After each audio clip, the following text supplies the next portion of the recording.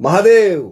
मित्रांनो, आज आपण ज्या देवीच्या आशीर्वादाने आपल्या घरातील प्रत्येक कार्य मंगलमय होते त्या काशीमध्ये असलेल्या मंगळागौरी मंदिराची माहिती घेणार आहोत.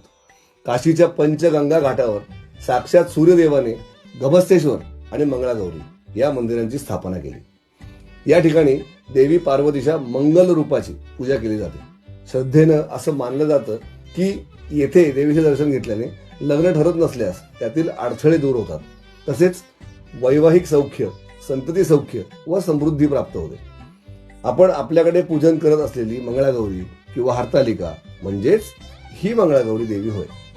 मंगळागौरीच्या या मंदिरातच 56 विनायकांपैकी एक असलेले मंगल विनायक हे आहेत. शेजारीच गभस्तेश्वर महादेव आणि मयुखादित्य यांची देखील स्थाने आहेत. मयुख म्हणजेच किरण, सूर्याचा अंश असलेले हेच ते मंदिर.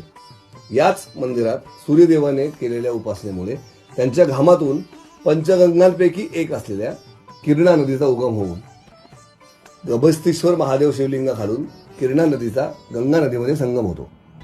मंगळवारी येथे विशेष पूजा अर्चना केली जाते. अनेक भाविक आपली मनोकामना पूर्ण होण्यासाठी या देवीच्या चरणी नतमस्तक होतात. काशीच्या आध्यात्मिक वातावरणात हे मंदिर एक अद्भुत ऊर्जा देणारं केंद्र आहे.